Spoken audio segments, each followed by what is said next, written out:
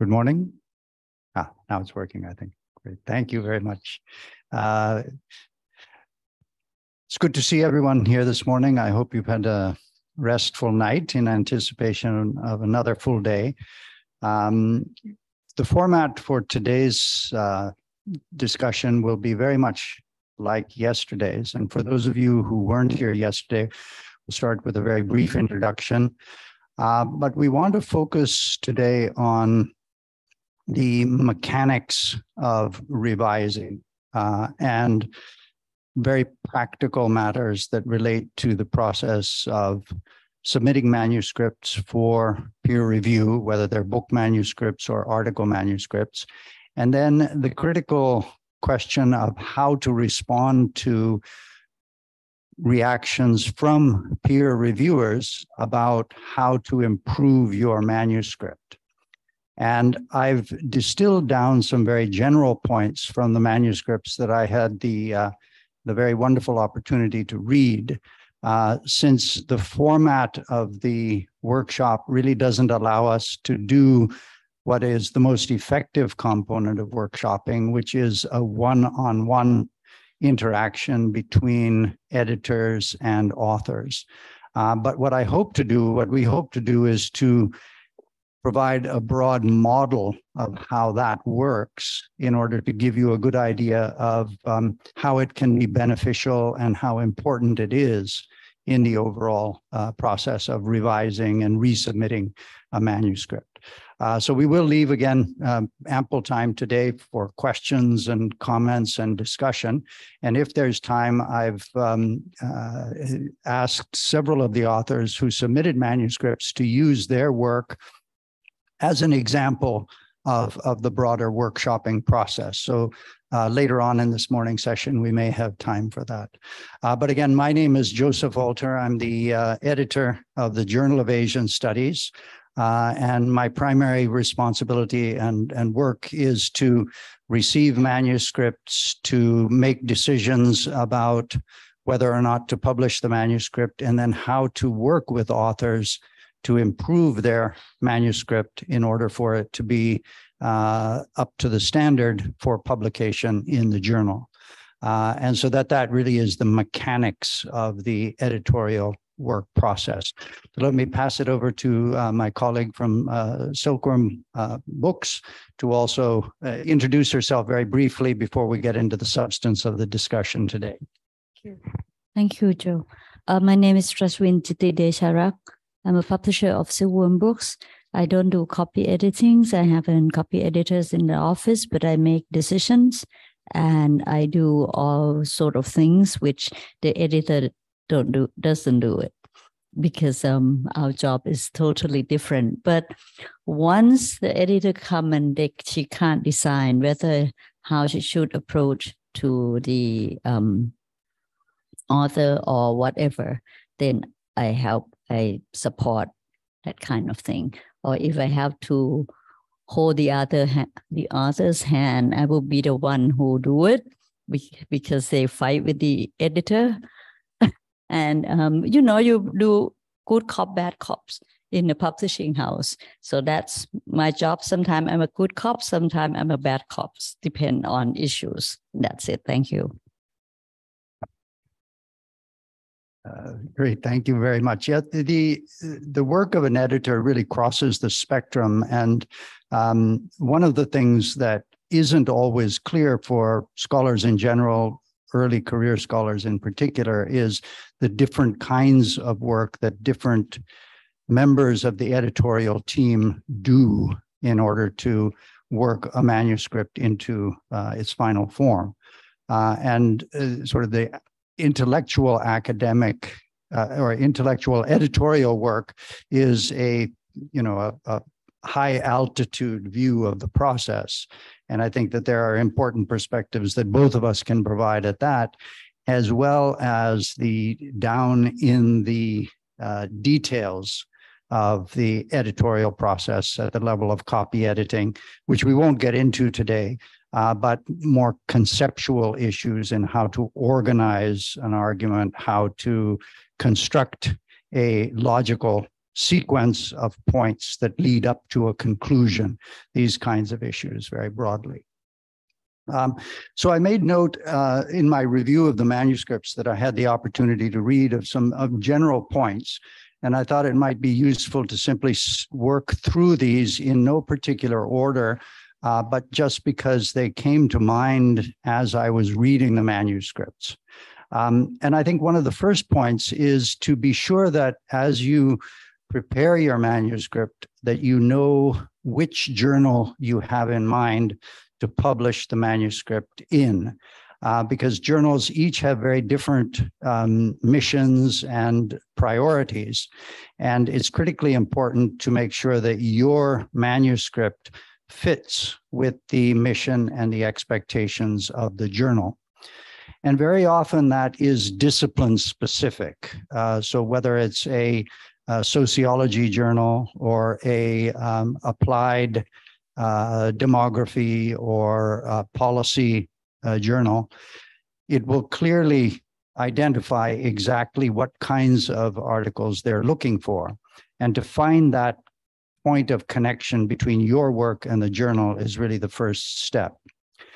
And then in the process of writing, to be as clear as you possibly can be about what your contribution is to a topic, a problem, or an issue, and to be clear about what your contribution will need to have conducted an extensive literature review. In other words, you make a point based on your own research, but be sure that you ground your research insights in the relevant literature that supports the argument that you're making or the particular point that is relative to your research experience. Because one of the most common mistakes made by scholars, and not just early career scholars, but scholars in general, is to claim that they are doing something completely brand new. In other words, nobody has done X, and therefore I'm doing X. That may be partly true, and it's important to do things that are new. But when that comes to a peer reviewer, they'll say,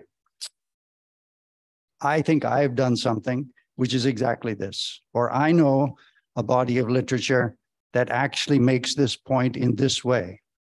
And if that happens, then in the review process, that reviewer is going to say, these claims are exaggerated.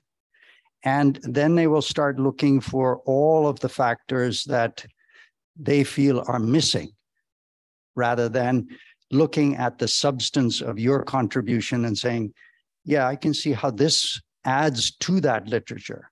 They'll be saying, this is the same as that literature, and therefore it can be dismissed. So connecting the dots of the literature is critically important.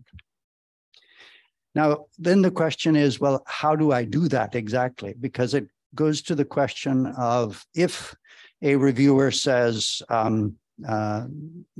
your argument about, and I'll use Ahmad Khan's work as just an example here.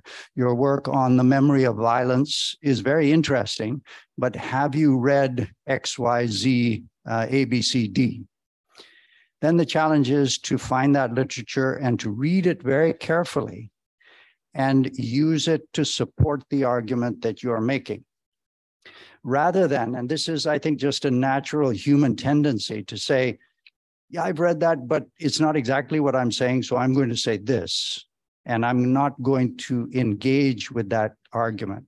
But to find the point of connection based on a careful rereading of literature that reviewers are saying is really relevant to your argument. Now that leads to a very practical problem, which is that given the unequal distribution of resources, of access to archives and libraries, how do you get to that literature if you don't have immediate access to it? And this is where the global inequality of access to library resources becomes a critical problem. Now, fortunately, recognizing the limitations of it, Google Scholar is a very good point of reference for gaining access to a significant body of published material. But as Trasvin was saying yesterday, the tendency to take everything off the internet as the basis upon which you can make a claim to respond to a reviewer's criticism is tempting. But the challenge is to find the legitimate literature within published sources that really have integrity. Now, if you have access to libraries that will give you all of the access to published manuscripts through various search engines and databases, then you can very quickly gain access to that. But it's important to do the work, I'm saying, to do the work of gaining access to the literature that the reviewers draw your attention to. And I know it presents many problems, and I think in the Q&A we can go into how then to approach it and how best to overcome those hurdles. But it's really an important feature. And let me make perhaps one more point before I pass it over to Trasvin to pick up on some of these issues. Another common mistake made by scholars in general, and again, it's not just early career scholars, is to exaggerate theoretical and analytical contributions, thinking that what you have to say will only be taken seriously if you cite the work of well-known scholars in the field.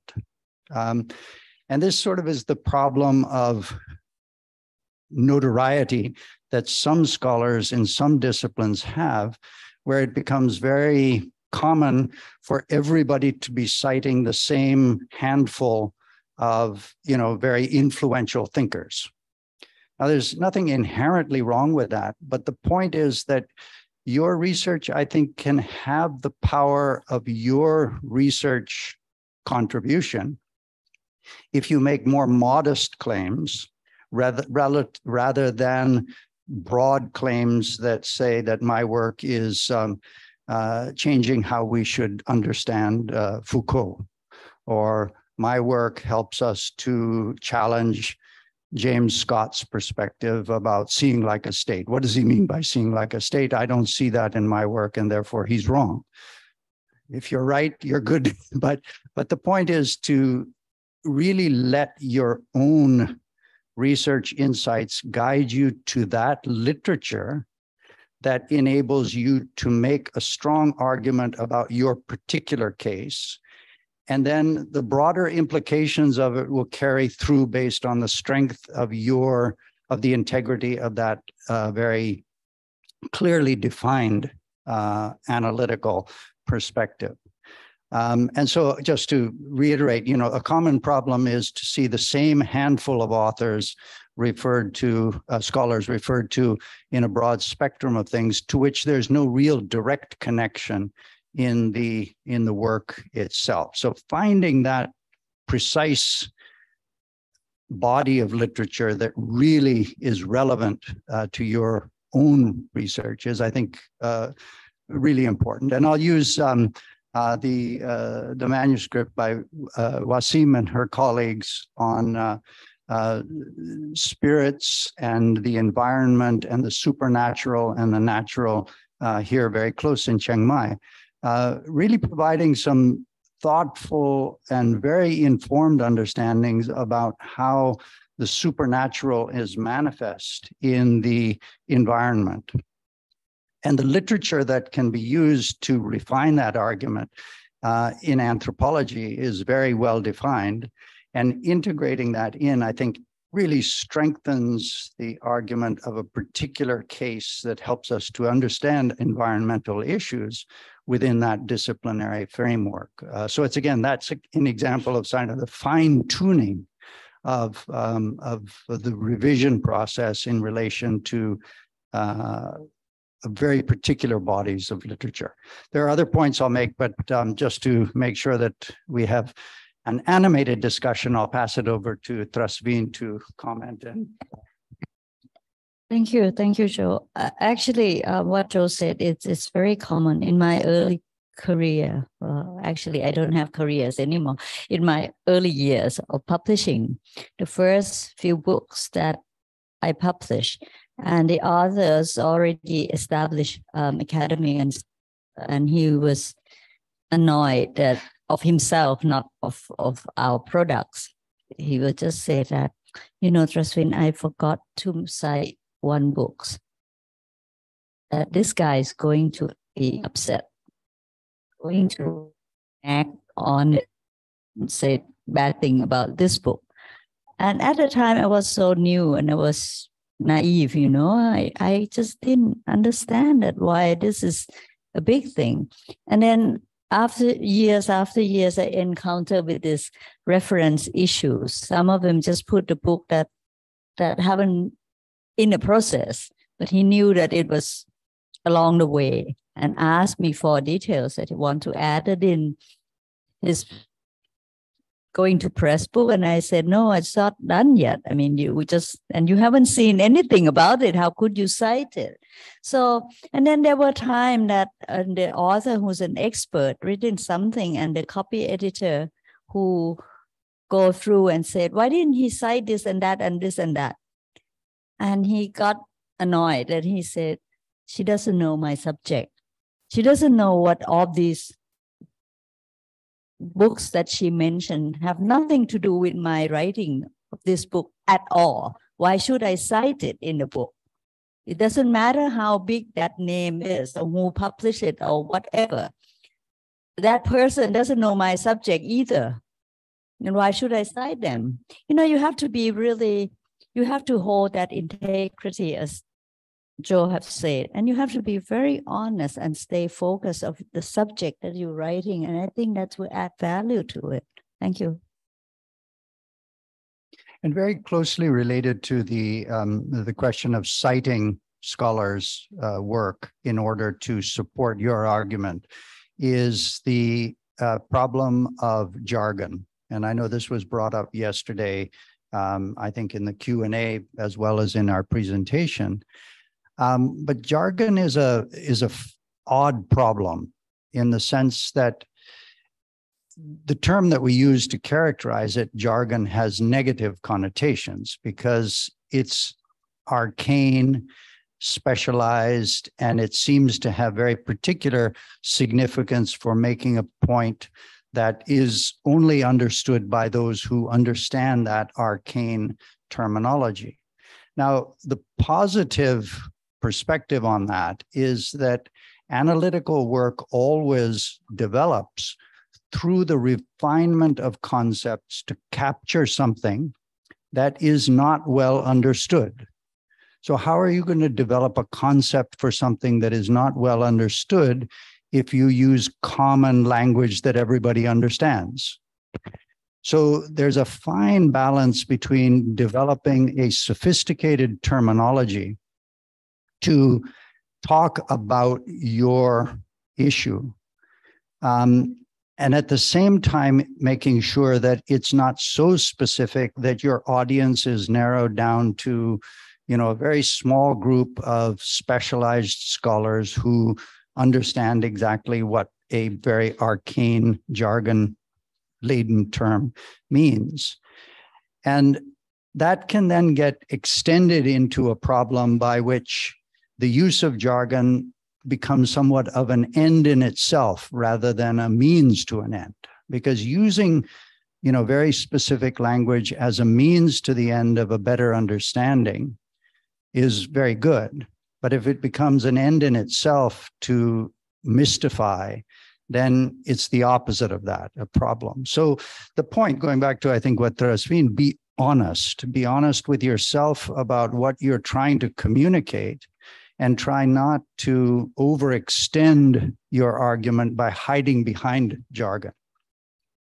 And that's, it's not easy, and it takes, thought. And the best way to approach the question of whether or not you have succeeded in not using jargon is to get colleagues who are in closely related fields to read your work and to be honest about their response to your writing. So if they don't understand what, a concept like deconstruction means, then it's a fairly good indication that others will not either, and that you have to either explain what you mean by a term or use something that is more broadly relevant to a larger group of scholars. So it's not, it's hard to define what is and what is not jargon, especially when, the question of language is complicated by, English not being your first language, or translation being part of the problem of working through language, because that just takes the problem of jargon and turns it into a three-dimensional problem rather than a two-dimensional problem. And so it just requires careful thought and open critical engagement with others who are both familiar with the problem, but have a slightly different perspective on it. So I see that over and over again in the process of reading manuscripts that are submitted, just the casual use of jargon as a crutch rather than as a real tool for developing arguments. My computer has shaded. Can I just add on the jargon writing as a Thai publisher and working with a non-native English speaker? I think it's very dangerous. It's like you try to drop here and there some clever words, but if you don't really understand the words yourself, that could be a disaster for your writing and your article. And another issue is that when we translate the books, all this jargon, I don't know about other language, but Thai words our glossary are limited. We borrow like almost 30,000 words from Khmer. And then that means then a lot of words, it have root in Sanskrit, not Bali. So if you're an expert in linguists, you look in our Thai dictionary, you will see a lot of words that come from Sanskrit, but with the corrupt meanings. I mean, the meaning is not the same. So this is bad for most Thai, who not really a specialist, who thought that they understand Sanskrit or Bali word, but of course the translation it's different, have different meaning. It's like a false friends and that kind of things. But in translation, especially in anthropology, all this jargon we don't have new words for it yet. So in translation, when I edit the Thai translation, of course I do some copy editing, but that's when it translates into Thai, and then I have to check carefully, almost every line, that whether you get it right, because once the jargon is in and the translation is awful. So that's why I never read a translation of academic books that have been translated into Thai, because I know that no translator would ever get the meaning clearly. I'm rather struggling, take longer time reading in English. Don't read the translation. It's if you know that there's no particular words translate for it and everyone understand the same words, what the meaning is. So translation it's a double-bladed sword. I mean, if you don't have it, you can read bad translations. And Professor David Wyatt used to say, he have a series of another publishers here. It's all badly translated from French to English. But he said it's better than nothing for those who can't read French at all. But he never said it's a good translation. It's good to be there. And the Thai translation of so many academic books, I would say that if you can't read English, okay, but if you can read English, spend times on it. Otherwise, you will just confuse. It's absolutely confused. And I have gone through many of them, and I have my sympathy for people who have trouble struggling reading English. And I think for all the Southeast Asian, if English is not native, it's the same. Yep. So I wanted to also bring up the mechanics of writing in general, but writing specifically for submitting a manuscript to a journal, and talk about the abstract as well as the parts of the essay. Many journals have either explicitly stated in their instructions to authors guidelines on how precisely they want you to organize your essay. And if they give you that, that's wonderful, because then that's exactly what they expect, and you need to conform to that outline. But that's not a general rule, but it can be the case. And if so, then you've got a very good structure to build on. But many journals, especially in the humanities and the softer social sciences, leave the organization of the essay really up to your discretion based on the kind of argument that you're making and how you want to present your research. And the manuscript processing platforms require you to present an abstract with keywords, and the abstract is an important component of the peer review process, in the sense that as an editor, that's what I look at first. And so it's important to spend a good deal of time really developing your abstract carefully. And what it needs to communicate is, your key points, your argument, and the major point that you are making in that essay. It's not by any means the same thing as the introduction. It's a condensed synopsis of the whole essay in that short form. That then gives the editor the insight into a quick read through of the essay in its entirety. And what I do, and this may not be general practice amongst editors, is I'll scan the introduction to get a quick sense of how you have laid out your argument. And so the introduction is obviously very important. But what then I often do is I jump to the conclusion to read that, and then go back to the beginning and read the introduction again, and then read through the body of the essay. So it's not a linear process of reading at all.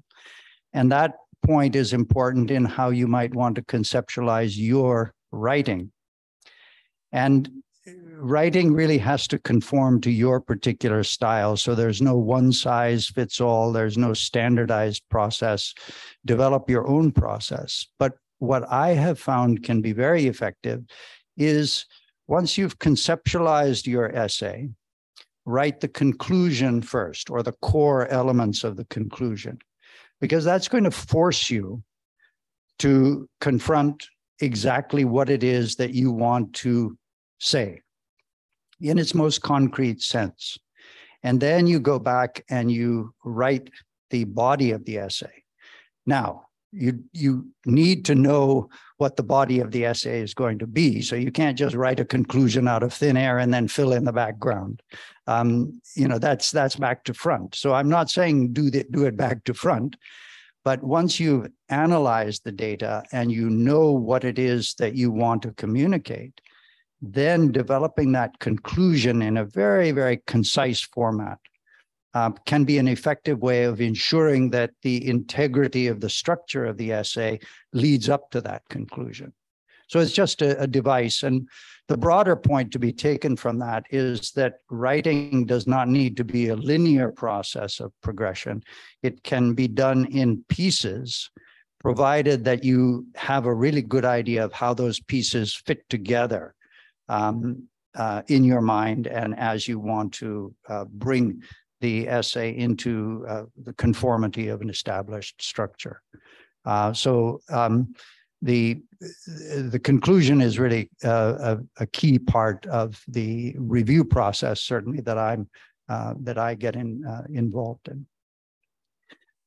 So I wanted to talk about some much more pragmatic, sort of practical levels about writing an essay. And one of the points, and I don't think anybody who submitted their manuscript that I had the opportunity to read really made this or did this, but I've noticed it in other works that have been submitted to me, which is that an excessive use of footnotes or endnotes, not as citations, but as an opportunity to digress into some point that you want to make.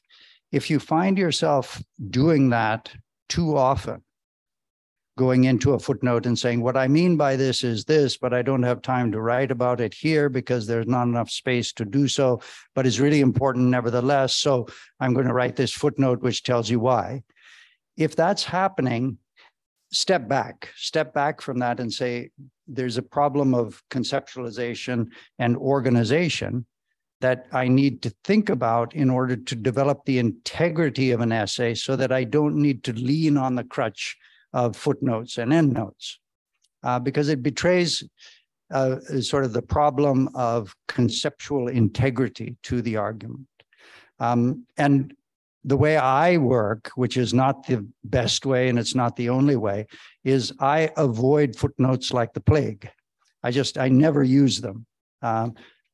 For citations, if that's the format of the essay, that's perfectly fine and that's different, but not to make a subsidiary argument or a secondary parallel argument. That just, to my mind, it challenges the integrity of what I want to write in the essay unto itself. I just want to let you know footnotes issues. In the US, when you produce books, and if you change your footnotes, they charge you 75 cents per footnote. So, and that's why the beginning that everyone put everything in the endnotes, because it costs so much if the author keep changing on footnotes. But it's a fact, and publishing is costly. But it's so interesting that different editors and publishers have different style, but I think I'm similar with Joe on this, that when people submit manuscript, that I normally read introduction and then read the end first, and then I let my editor read in between, and we just ask questions. But I just want to know, what the argument is, what is the conclusion, and that kind of thing, which is not a good way of reading novels, right? If you read the end first, but get the bad habits of reading the end first. And this is the same thing that I trained in design. Design came from a Greek word. I don't remember. It's mean plan ahead. You imagine the end product first, and then you start to sort of doing whatever to have this end product. So I think it's similar in that way, but not exactly the same. Thank you. Yeah, absolutely. And then sort of backing into the most fundamental aspects of manuscript preparation is the clarity of writing and the precision of the use of language in order to communicate your ideas as clearly as you possibly can. And this applies to scholars across the board. It presents particular challenges for those for whom, say, English isn't the first language, but all scholars, regardless of their proficiency in a particular language, can always improve the quality of their writing in order to communicate what they want to say in a better way. So the point that I want to make is that everybody is in the same boat. Some have greater facility with the ability to write smoothly. Others have a greater challenge in doing that. And I'll use my own experience here as an example. Yesterday, I mentioned that I was born and brought up in India, and my first language is Hindi. And then I was educated at an English school. And my education was grounded in a very classical, boarding school English medium education. So I came out of high school thinking, and legitimately so, thinking that I knew how to write and could write clearly and could present my work in English very fluently. I got to college, wrote my first essay, got it back D, out. So I was confronted with, what all of us are confronted with, is somebody suddenly calls us on our assumptions about our ability to write. And that's very difficult to take. And I went back to my dorm room and said, what am I doing here? I want to go back to India and throw this all out the window. But fortunately, I didn't do that. And none of you have done anything similar. But then taking the step to try and improve upon that step by step by step by step, from whatever stage you are at in the process.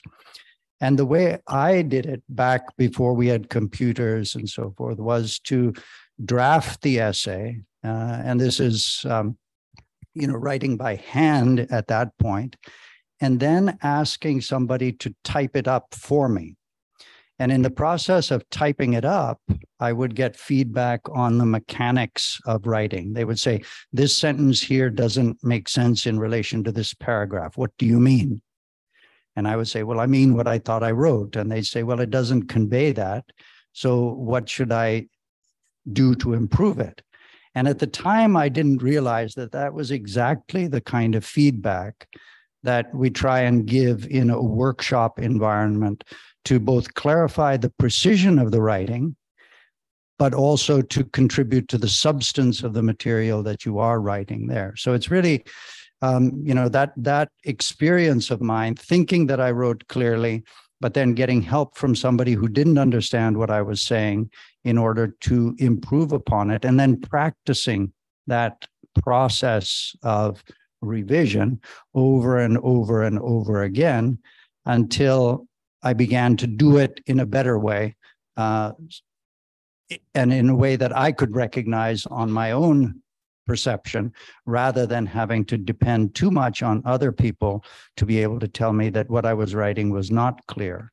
So it's a long process, it's an arduous process, and fundamentally the responsibility of it rests on you as the author.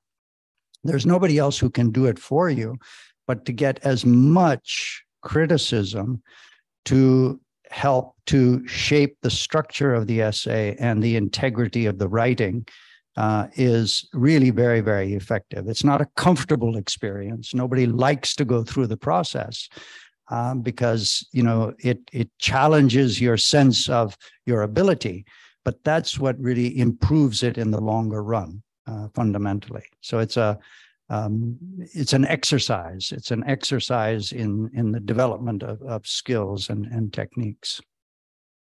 Add one thing. And a tip for non-native English speaker: the shorter the sentence is better. There's a research, this is done by the advertising company, that the best communication, one sentence shouldn't be longer than 13 words. But of course, when you make argument, it would be longer than that. But don't write like Jose Saramago, one Nobel Prize novelist. His sentence, it's 2 pages long. So don't do that. It's just confusing. And remember one thing, if you send it to your article to a journal, you have to convince the editor that, But if you send your manuscript to a book publisher, you need to convince the publisher. And not every publisher got a PhD, someone like me, that if I don't understand it from the beginning, that your hope is quite dim. So that's it. But just remember that your subject, you may understand the best. But when you write something, it's for other people who may not know about it or have any background at all. And even if they have background, it's even harder, because you have to treat your reader as your equal. That means what you know, they know. And so you can't say any stupid thing. For people who don't know, then you can say a lot of things. And that's why most politicians think the voter doesn't know anything. They say any stupid thing. Those are really very important points. And it brought to my, or I remembered in the course of thinking about this, that the things that you take for granted are often things that nobody else understands, just to reiterate that point. And the challenge then is, well, how do I know what that is? How do I know what I know that other people don't know? And that is, it's a subtle process of gaining an appreciation for what is unique about your own insights on an issue, and how that then translates into a more generally appreciated understanding of that point. So, you know, terminology can be really very important in this context, which is if you're using a term to talk about a particular cultural phenomenon, you fully understand what that means in that context, but you have to contextualize that so that others will understand what you mean by it. So you have to unpack it. Unpacking it means to place it in a context where its broader relevance can be fully appreciated by those who really have never been to that part of the world, or who don't understand what the dynamics of the social and the cultural interaction in that sphere really is. But then that leads to the other side of the problem, which is the length of a manuscript. Because how do I address the problem that I just raised without going into so much detail that you quickly run out of your word length limit? So it becomes a matter of being judicious and precise in providing enough background, but not too much background to contextualize your material. So it's something that you have to navigate your way through. So there's no easy answer for how to understand that in some objective sense.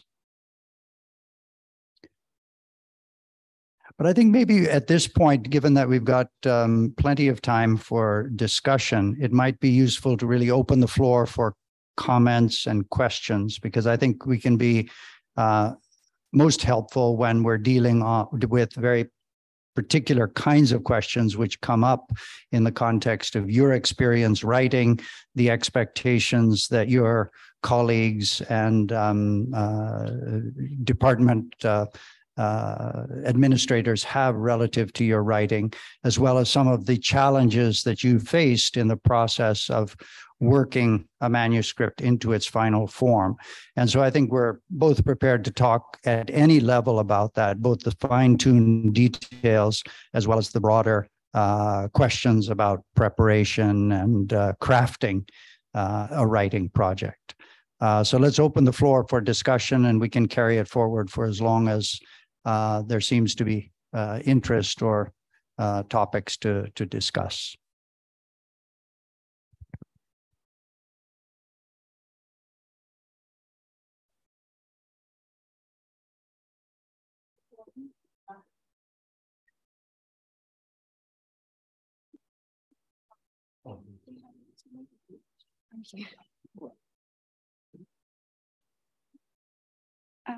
Thank you both for your insight. I'll ask a first question again. Thank you very much for your insight. I've taken copious notes. I wondered if you could speak a little bit about the unseen and unspoken political implications of journals or publishing houses as someone who's approaching them, whether you're addressing a conservative with a small c journal or publishing house, how to best navigate that whilst remaining quite honest as an author. Some from the UK, some journals have a particular leftist bent, or they're known as red journals, and it took me some time to understand that. So I wondered if you could offer some advice on understanding the political implications and approaches of journals and of publishing houses for people who are maybe not familiar with it. Thank you.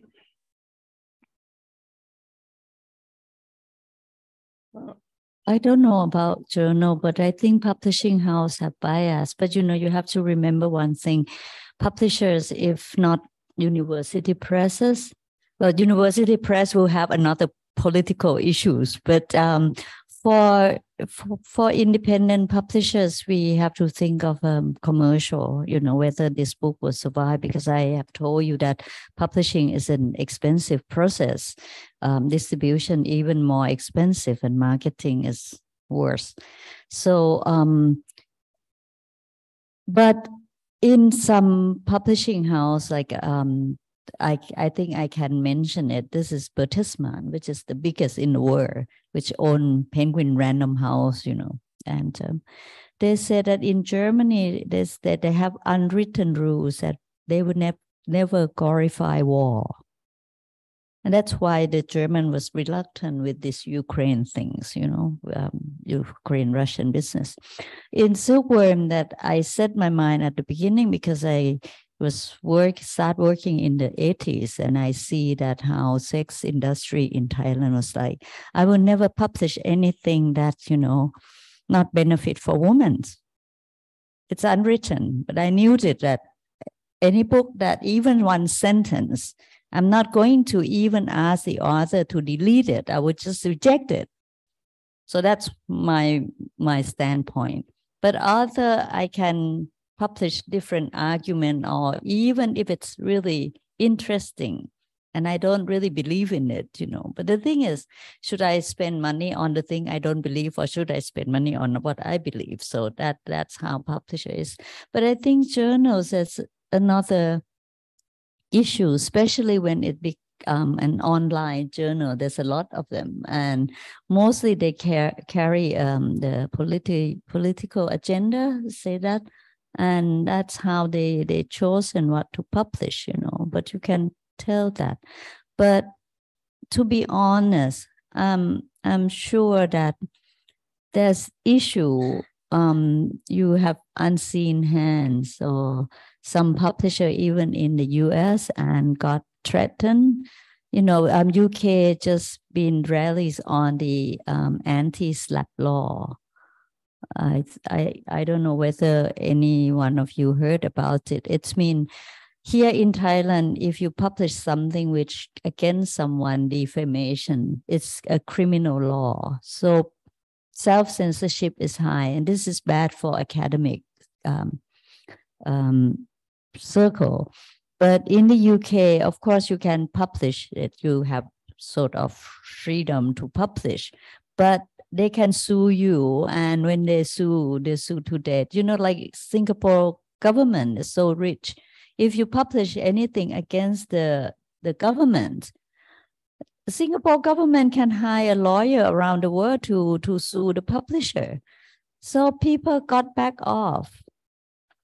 So in UK now, all the publisher, writers, and academic are rally for the law, which means you can't sue that high. I mean, you can sue, you can still bring people to court, but you can't say £1 million, compensation. That's not possible, that kind of thing. But still, it's expensive. You still have to pay for lawyers.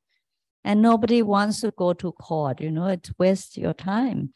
But in some other country, like in Thailand, we have this less majesty law, which is so unreasonable. We're going to get it. We record, right?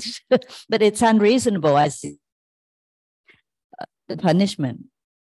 And it's just hard. So self-censorship is a big issue for publishers, journal or book publishers are alike. And it's a big issue for junior academic to write something.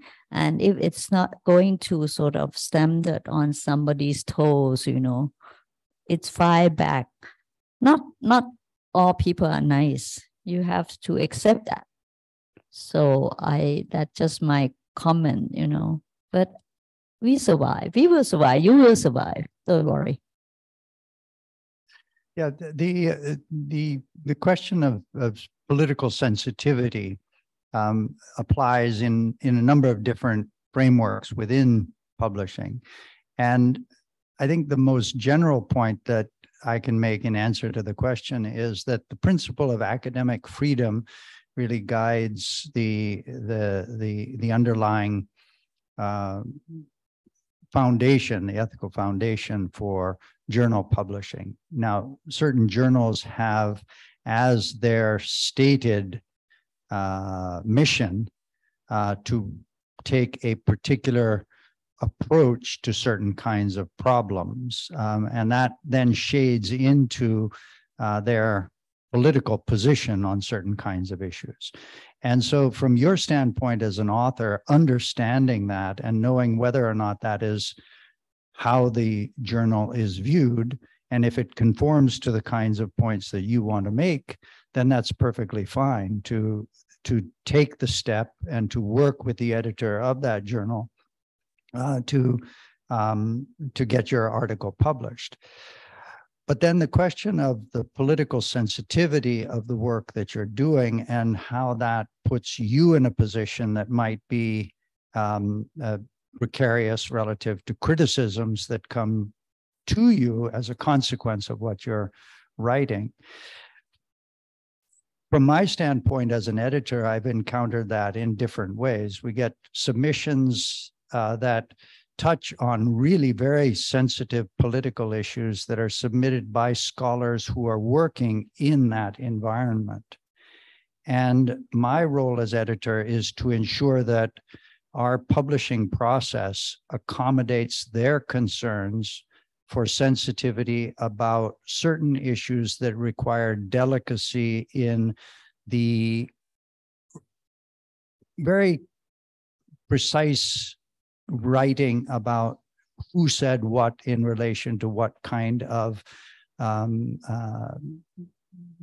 protest activism statement or something. In other words, to enable the author to make their argument without forcing them to be in a more precarious position than they are comfortable with. I think that's the best way to put it. Because that's where the academic freedom confronts the problem of your professional reputation.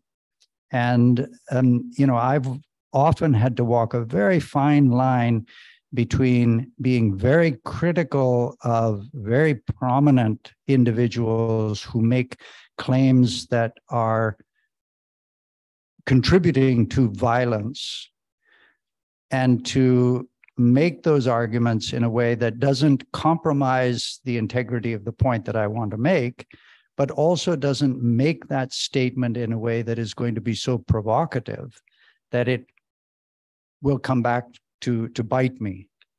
So being honest to your perspective, but also sensitive to sort of the practicalities of self-protection. And the point of all of this is to say that you won't be standing out there alone.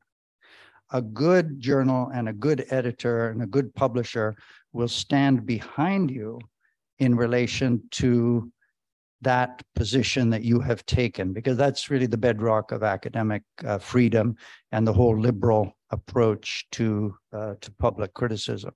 Your editor will stand behind you. And, in this day and age, there are all kinds of ways in which what we write in an academic form then takes on a second life in social media. And that can be very unnerving, because you will be criticized for saying something that you never said. This is just the world we live in, that things will be attributed to you based on the assumption of the position that you have taken on a particular politically sensitive issue. And then your critics will say, so-and-so has said this, when that's not what you said at all. And being able to be confident about what you have written about from an academic standpoint puts you on very firm footing to be able to say, no, what I have said is this, and this is how it appears in published form. And that is the point that I wanted to make. But the whirlwind of social media criticism can be incredibly, unnerving and disturbing.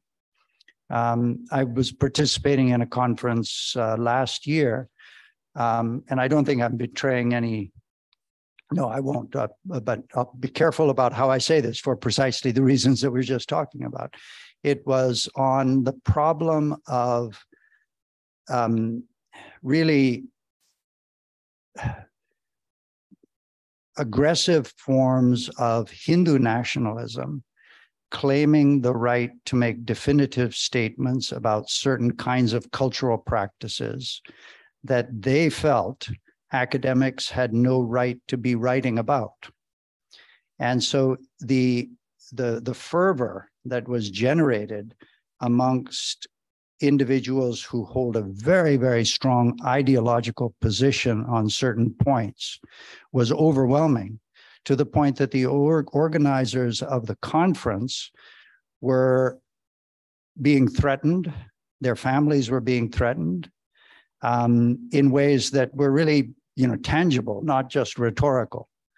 And so the question came up is exactly where do we draw the line on how firm we want to be about our academic integrity, as opposed to the real consequences of how that gets translated into misperceptions. But the point, to bring all of this back around to your excellent question, is that if the integrity of academia has any foundation, it's in the foundation of the commitment to making arguments that challenge very firmly entrenched political positions. And journals and publishing houses really support the integrity of that position. So I know that deviates a little bit away from the main point, but hopefully it's a helpful way of thinking through some of these kinds of dynamics. But it's there's a lot of rough water out there when you get into it. Other questions, comments, please. Yeah.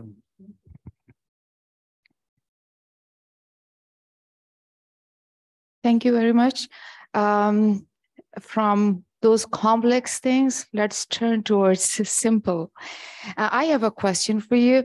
Since we are university faculty, and you must have heard publish or perish. So we are always facing the challenge of publishing and things. So regarding that, I too have faced, I'm facing a lot of things. I mean, nobody likes rejections. We get a lot of rejections. So one of my colleagues said, Azra, you should use complex titles or complex problems and use complex methodologies. Whereas personally, I believe that if you are writing an article, you should have a specific one simple problem so that the audience or the reader can understand, and then use simple method. So if your problem is simple, you should have a clear, simple method to get an answer to your question. But my colleague says, no, he has a lot of publications and he says, no, use complex things and use complex methodologies. So I'm wondering if you could guide us about that. Thank you. Really a wonderful question, and I'm glad you put it in the way that you did. My opinion is that you are absolutely right. Simple is better. Simple and clear is the general rule of thumb about how to approach writing. Now, the reason why I think it's more complicated than that is that it depends on the discipline and it depends on the journal. That there are journals that do look favorably on the development of really complex arguments that are anchored in complex methodologies. But that should be very clear in the mission statement of the journal. And if it is, then that's probably why in some instances you can be successful in publishing based on doing the opposite of what I think you're suggesting your approach is. So it really depends on the journal and the discipline more than anything else. But in terms of most of the journals in the humanities and the softer social sciences, I think your approach is much more reasonable and rational, which is a simple methodology that takes a very clearly defined approach to making a very concrete argument that is linked to the methodology. That makes the most sense to me. It does bring up a related point, which is that in many of the manuscripts that I read, there were sections devoted to a long discussion of the methodology that was used in the research. And whether or not that's relevant for publication entirely depends on the kind of journal that you are submitting your work to. So there's no inherent objective standard that says everything you write has to provide a detailed outline of the methodology. That's just simply a matter of the particular disciplinary approach to writing. So it can vary from case to case. Again, thank you so much. Do you think that, I feel that it's so hard to understand. After I read missions and scope of the journal, and then understanding the approach of the editor, so that understanding this connection and things, so that you can just approach the right person at the right time or something, or the right journal, so that your article could be accepted. Do you think it's hard or to understand, or it's just me feeling that? No, I think it's sometimes not as clear as it should be in the journals. In other words, they often don't exactly make what their expectations are perfectly clear. So I think it's a matter of looking at what that journal has published previously and modeling your writing on what has been published before. So, if they go back and read the recent publications over the preceding years, and that will give you a very good model to build your work on, or your writing on. That's what I... Thank you so much, sir. Thank you. Yeah. Mm-hmm.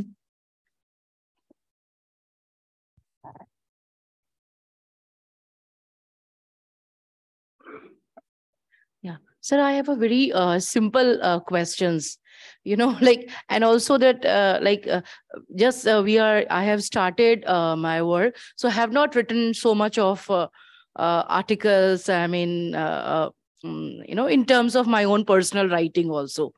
So, but I faced while writing abstract and keywords. So I was very confused, what all things will become in abstract, and what all keywords this will also come or not come.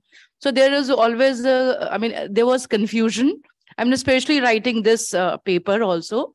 And also one thing that I have always also confused while writing introduction, and then sections wise articles, and then conclusions. So I was thinking that many a times things are repeating because the same thing is coming. So can you guide us on that? Yeah, the abstract and the keywords, there's no template for an abstract, but it really needs to be a condensed summary of the entire article, which is to say it needs to have the problem, the outline of how you address that problem, and the conclusion clearly stated in the abstract. And so it's different from the introduction. The keywords, that has so much to do with the discipline that the journal is most closely associated with, whether it's in the humanities or the social science or policy work. The keywords will correspond to disciplines more than anything else. So, if it's about, let's take the example, and I'll just pull this out from the manuscripts that I've read. Say if you are writing about tribal groups in India. The language that is used to represent tribal groups within the framework of the Indian state is very specific. So you may say scheduled tribes. So scheduled tribes would be a key word if that journal is focused on regional interests that are specific to India. But scheduled tribes as a keyword really doesn't make intuitive sense if the journal is a broad journal that is being read by scholars all over the world who have no familiarity with what scheduled tribes means. So it's specific to a particular case and making sure that it's relevant to that. So it can change from submission to submission. If you're submitting the same essay to a journal that is a much broader audience, then your keyword might be ethnic minorities or tribal groups or something that's more generic rather than more specific. And then the keywords also identify theoretical approach. So it's linked to the particular theoretical arguments within a discipline. I'm trying to think of some good examples. Nothing's coming to mind immediately, but again, drawing from the cases, political violence would be a keyword. Political violence clearly has resonance that a broad range of scholars will immediately understand from a topical standpoint. And then it invokes a certain kind of social science approach to questions that pertain to that in various ways. So it's finding that balance between the specific details and the broad generalities, the broad generalizations.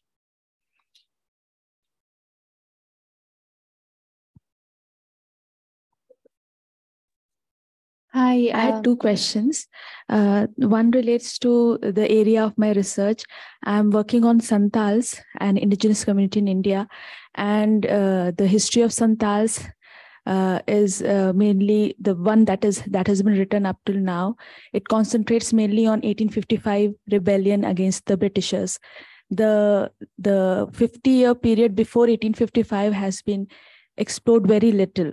So this is the area that I am working on. And I'm also looking at an archive or the archival material, which has been not at all or very least explored. So this is what I'm working on. So I don't want to make very boastful claims about my work, but how do I sound modest? I mean, this area has not been worked on. The period is like least explored, and even the archival material that I'm using has also not been explored very much. This is one question. And regarding the use of footnotes to make supplementary arguments, like I published in a good journal in India, but I used some footnotes, like 3 or 4 footnotes, to make supplementary arguments because I didn't want the flow of the arguments that I'm making. I didn't want that to break. So is it okay to use, 3-4 footnotes to make? Yeah. Thank you. No, I think that's a really important qualification. I mean, I'm on the radical extreme of not using footnotes at all.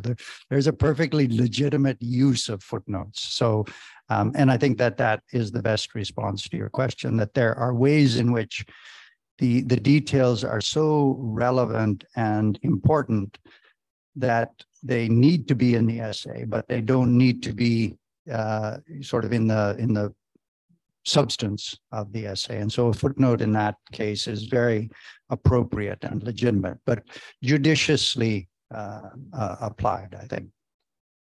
To the first question, which is, I think, really important and a good one to have brought up, which is that if your work on, in this case, the Santals, involves access to an archive that has not previously been examined in the detail that you are able to provide, it's really important to make that clear in your writing as an important contribution that you are making to the literature.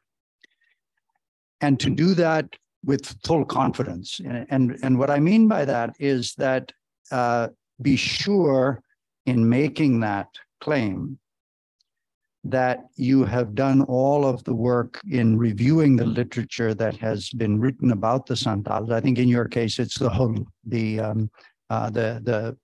period in the 19th century, the middle of the 19th century, which you make the argument very, very convincingly.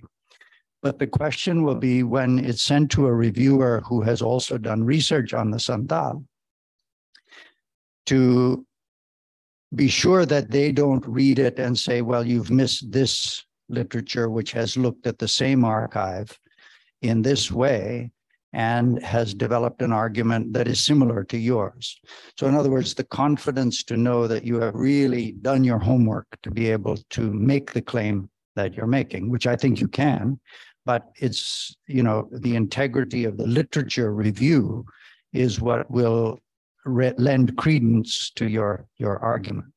But it's a good example of how anyone can take material that has been written about extensively in whatever context, whether it's in history or sociology or so forth, and re-examine those same issues in a critical way by looking at it in a different way and using archival sources that are newly available as a consequence of the way in which data is now available in various formats. So it's important to approach well-known topics and well-studied topics in order to really make these kinds of arguments. So I think it's a good point to have been brought up.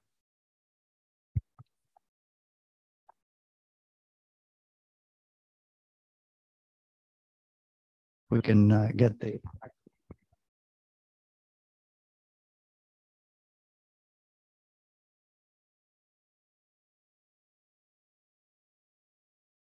My question relates to imagery, because my thesis has to do with contemporary arts of Timor-Leste. My question is, for publishing, do we have a minimal amount of numbers of imagery that we have to show? That's first. Second, do the publishers have an input of what I want to show?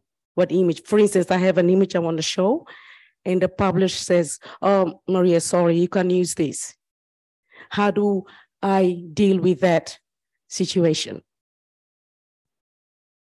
In the book publishing case, you know, in the old day, I mean, it depends on black and white or color. Colors is expensive.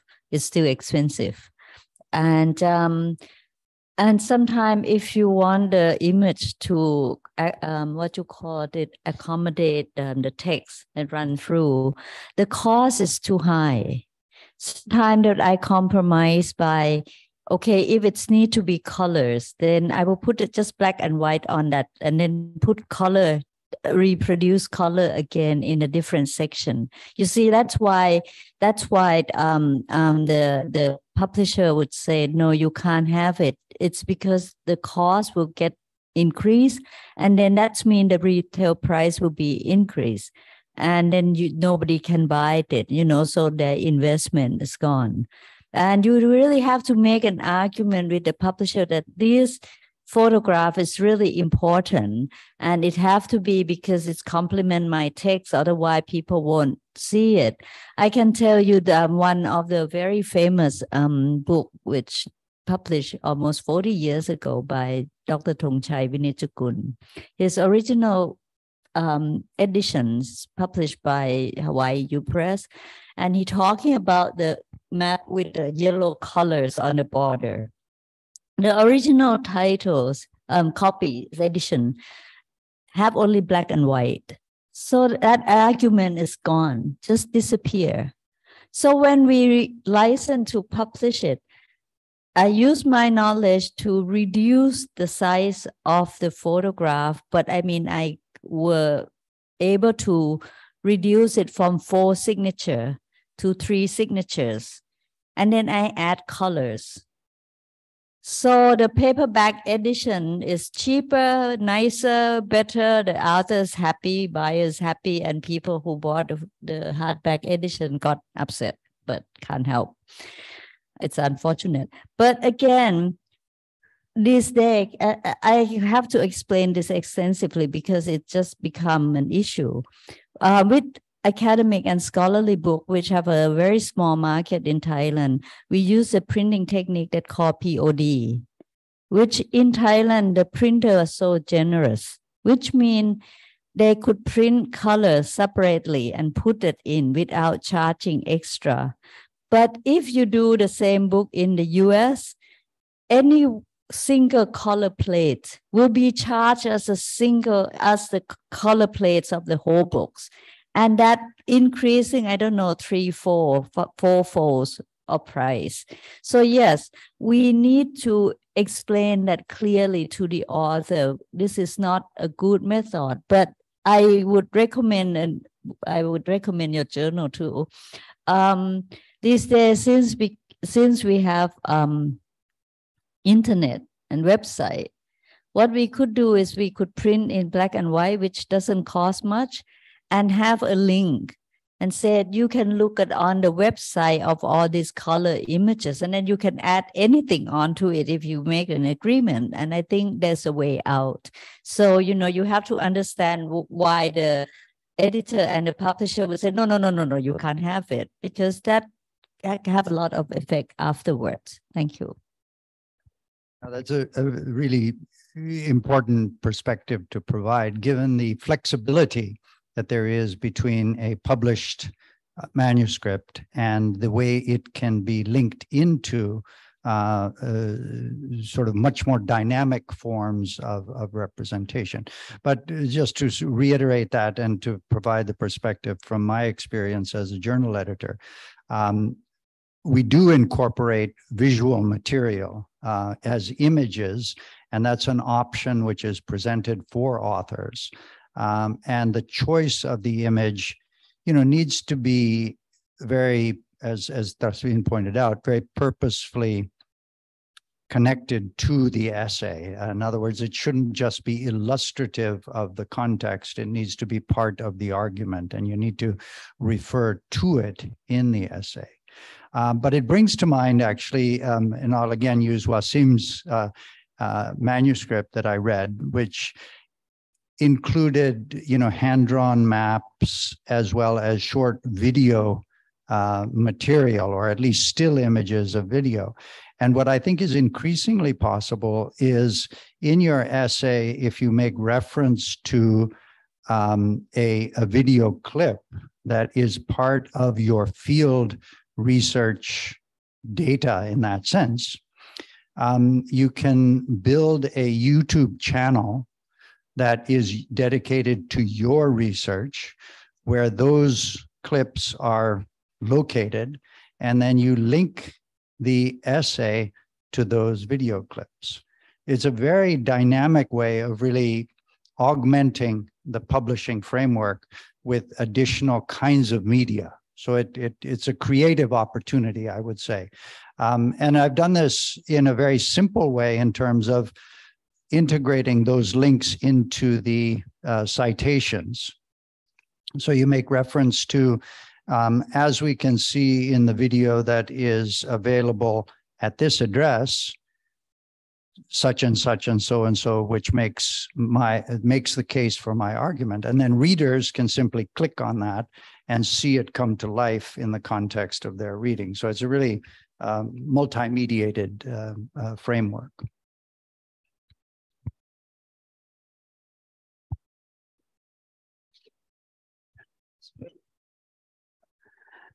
Thank you, sir. This is Nurul Barkat from University of Turbat. Basically, my question is about when mostly I've submitted my papers in international journals. They are, their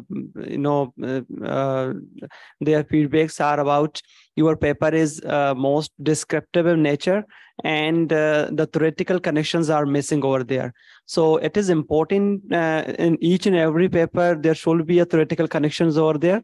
And in the term of descriptive nature, I'm not getting the actual essence why the descriptive nature is was there. So I want to clarify the nature of descriptive in the research paper and theoretical connections or in the paper. Thank you, sir. I think that it's a matter of terminology and what is meant by your, say if a editor receives reviews on your manuscript, which says, this is interesting, but it's purely descriptive, which is, I think, your point. This is purely descriptive, and therefore the question of its contribution to the literature is limited. And to make it more significant, it needs to have a theoretical point that is connected to, or that helps to extend the description more broadly. I think the best way to approach that is to not back away from the description. In other words, don't shift to an argument that has to be purely theoretical. What I think the best approach is to draw on published literature that is on the same problem.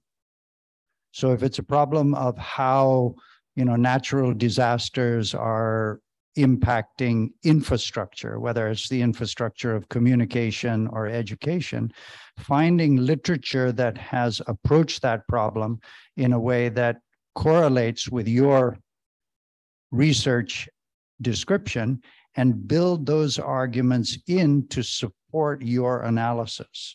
Because drawing that literature in to support your analysis will address the issue that underlies the review criticism, that you're not making a theoretical argument. You can say, my theoretical argument is based on the arguments that are represented by this body of literature.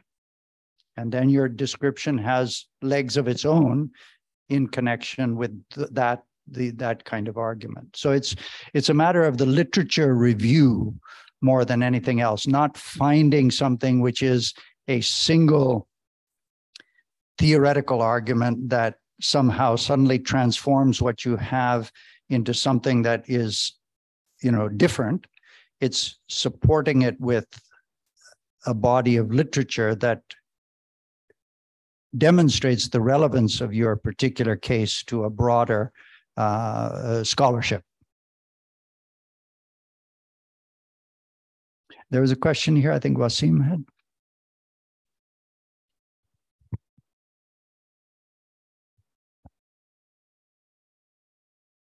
Thank you so much. This question is from one of my teammates listening via Zoom right now. She asked how to respond to the peer review if the peer reviewer have a conflict comments, and is it that any common practices to approach to seek answer for the editor's suggestion? Thank you.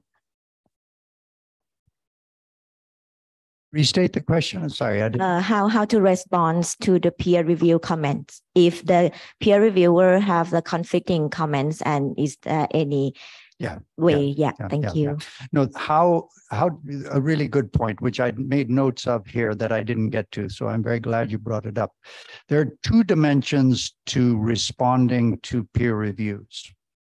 One is fairly obvious, which is revising the manuscript to address the concerns that reviewers have raised. So revision of the manuscript. But that's really only one dimension. The other, which is critically important, and I'm really glad you brought this up, is that every journal that I'm aware of asks for the author to provide a cover letter outlining how they have responded to the peer review criticisms. And that cover letter is very, very important in the sense where you need to say, and hopefully you do, but you start by saying, I greatly appreciate insights that the reviewers have provided. It helps me to better understand these issues. and then outline exactly how you have responded to each one of the points that the reviewers have made, point by point, in as much detail as you can. Now, sometimes I receive 3-4 page cover letters, which is perfectly fine, but I don't think it really needs to be more than 2 pages, maybe, 500 words, 600 words, but be as succinct and precise as you possibly can, because then the editor will be able to read your letter and gain 2 important perspectives. One is that you've taken the review process very seriously. You've been very thoughtful about responding to the reviews, and that therefore the editor, as well as the peer reviewers, can read the revised manuscript and look back at your cover letter and better appreciate exactly what you've done. So it's a very mechanical process, but a critically important one. The third sort of subsidiary point to that is that there is absolutely no harm in pushing back against what peer reviewers have said. If a peer reviewer, which often happens, says something that you disagree with, say so and say why. That so-and-so, I'm afraid so-and-so has perhaps misunderstood my point or is asking me to do something which will cause me to deviate too far away from my central argument. And the strong position that you are in as an author, especially if you have 2, hopefully 3 reviews in hand, you can say, reviewer number 2 has told me to do this, but that contradicts what reviewer number 1 has said. So I'm going with number 1, not number 2. But thoughtfully, not comically, as I'm pointing out here, thoughtfully in the sense that you say, I find the comments that reviewer 1 has made are more helpful in seeing how I can do this, this, and this. And if I do this, this, and this, it addresses the concern of reviewer 2, but I don't need to do exactly what they have said to do. That can be a very effective way to demonstrate to the editor that you are confident in the argument that you're making and that you have thought through the implications of what the reviewers are asking you to do. And that's really the most important thing. Now, the challenge then is in the second round of reviews, reviewer number 2 is going to read what you've done. And a good reviewer will have the humility to say, okay, yeah, I see what's going on. But very often you'll get pushback. And reviewer 2 will say, no, I insist. And then you're in a tight spot, but that's just the nature of the work that we do. But as long as you're confident in having responded thoughtfully and honestly to the reviews, you're on firm footing. And an editor, and this is based on my experience, I read very carefully what the author has said about how they've reviewed, how they've responded, as well as very carefully what the reviewers say. And it's a judgment call then as to which way to go. And that's, the fine tuning of the process. But that cover letter is critically important, I think. So an excellent question, and thank you for bringing it up. In the back, there's a question. When I just said something about the extreme review and the extreme response, I received one manuscript.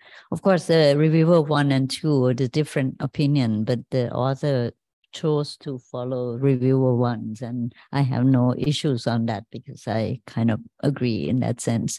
But there were one case in my publishing life that the peer review come back really strongly. Attack the whole concept of a book.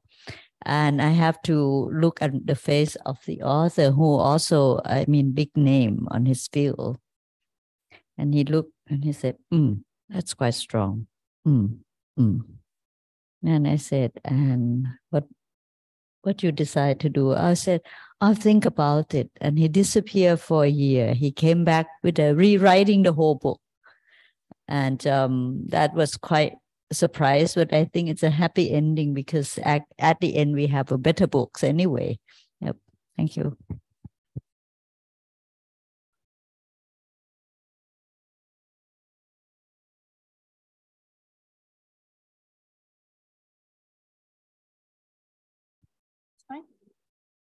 Testing. Good morning to both of you and all others. Belonging from academia, so it is quite difficult for us to get our papers published. Sometimes it becomes the papers are rejected, as we have been discussing, and through all your discussion, we came to know where we have to be specific. There should not be like complications over there. Everything should be aligned, and then according to the terms and conditions of the requirement of the journal, we go for the publications. But the question raises that for the early researchers, like the students of universities, they are not that much practiced with the publication processes. What do you suggest that which journal they should be guided? Because we are supervising them, and they are quite interested into show their work and submit their papers in different journals. So we are teaching them, guiding them. Yes, international publications or local, nationwide, you can publish your work, but they are much confused, and we are time bound. We don't have that much time duration that we serve them. So my question to you is, which is the easiest way to get them connected? Because their research is not that much refined, and they need they are starting their work earlier. So what do you guide me? How I guide them? Thank you. It's I mean, there are such a broad range of journals that I think the best way to answer that is, I mean, it's specific to each discipline, but just drawing on my disciplinary experience within anthropology, I know that there are journals that are dedicated to publishing the work of graduate students. Scholars who are at a particular stage of their career. And those journals are in many ways, I think, the best ones for somebody who has never published before to approach, at least as a first step, to getting work published. The specific journals are so particular to each discipline that I don't know which ones they are, but they can be identified by doing a search of journals that specialize in the publication of graduate student research. So I don't know whether that answers your question or not, but it's particular to the mission of the journal that I think will be helpful. Yeah, Kamran.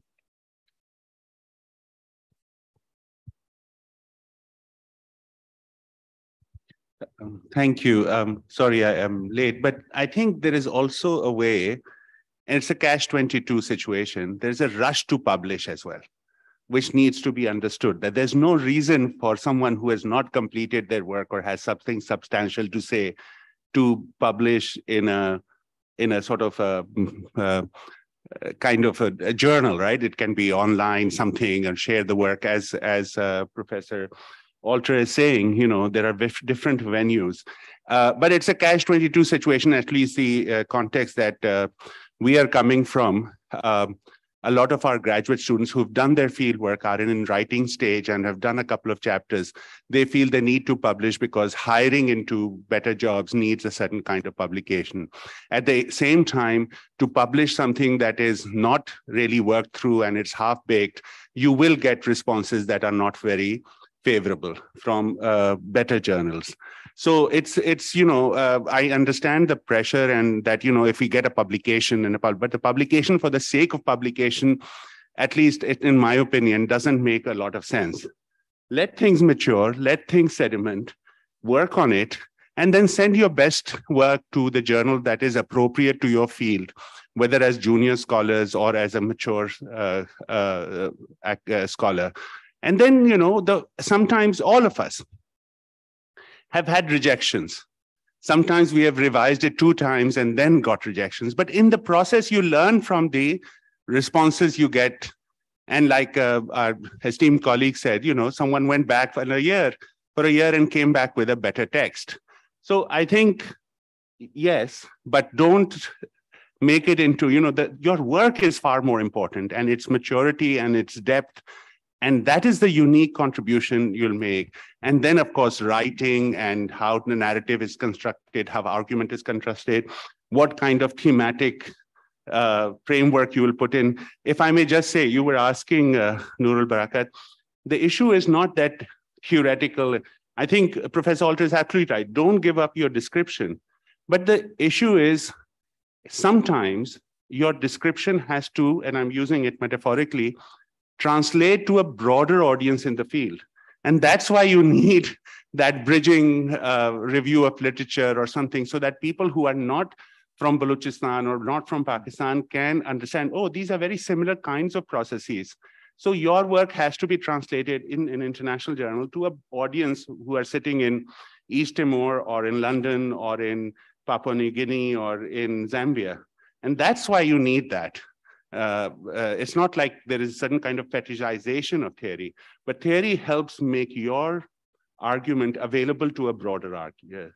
I'm sorry I went on, but no, this is absolutely. I really appreciate my colleague Professor Ali making this point, which is, the publishing is not an end in itself; it's a means to an end. In other words, the work we do as academics is facilitated by publication, and so if that gets turned on its head and you're driving to publish for the sake of publishing, my view is always that that's take a step back from that. Take a step back and ask yourself why you're doing what you're doing and how does publishing serve that goal. I know why publishing becomes an end in itself. I mean, that is the symbolic capital that we deal in as academics. It's the means to career security and professional advancement.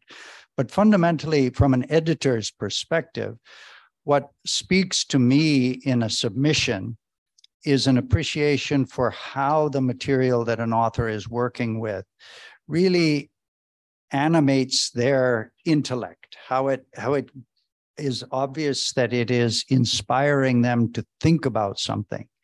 If it's reduced to a mechanical process, then it kind of loses that real energy, that intellectual dynamism.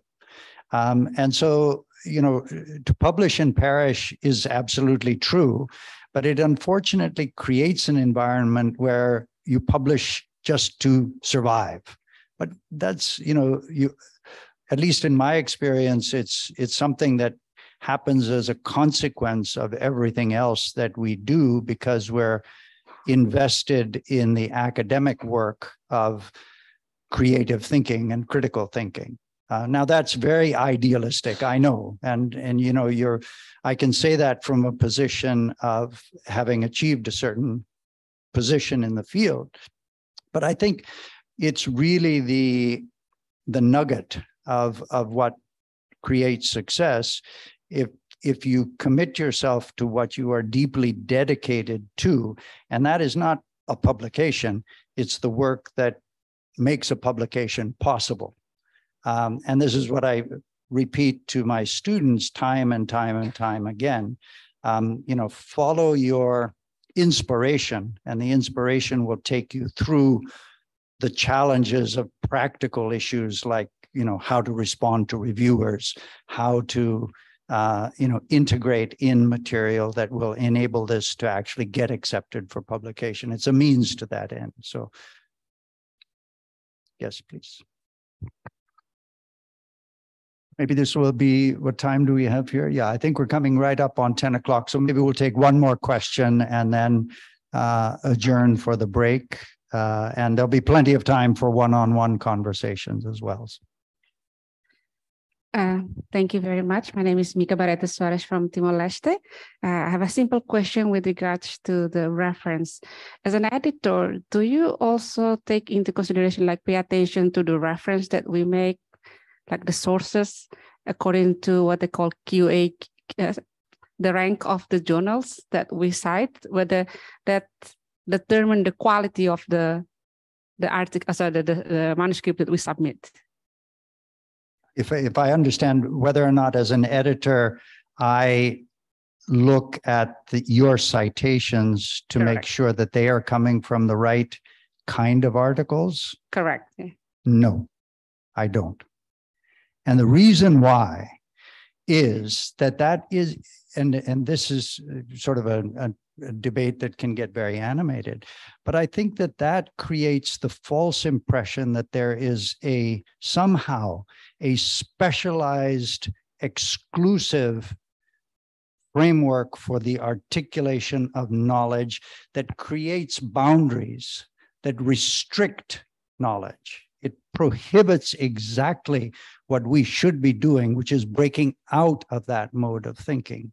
So I have no patience for that whatsoever, no patience. Precisely because I think, going back to your point about the Santals, if there's an archive that has not been examined, finding the most arcane person who happened to have looked at it at one point of time and written an article that was published in some obscure journal is exactly what will enrich public discourse on that issue. Not, pulling some, ranked journal publication in order to narrow the framework, to expand it. That's what I think is. As you can see, I get very animated about these things, but it's exactly what we're doing here that prohibits. And yeah, I mean, I won't go on and on, but I think opening up the framework that is narrowed by the ranking of journals. The ranking of journals is a consequence of the political economy of knowledge that is closely associated with the kinds of privilege that are associated with some domains and that are limited in other domains. And that's why I think exactly the citations that break those barriers down are the ones that are extremely important to get published. Yeah. So maybe that's a good place to end to but thank you very much. Yeah. Okay. Thank you very much. I enjoy, talking to you guys. Yeah. And I learn a lot from Joe too. Thank you. Thank you, Trasvin, as well. It's really been a wonderful experience, and I thoroughly enjoyed the conversation and the opportunity to read the manuscripts that those of you who had time to submit them gave me an opportunity to. And I look forward to one-on-one conversations as we continue the work. So thank you very much.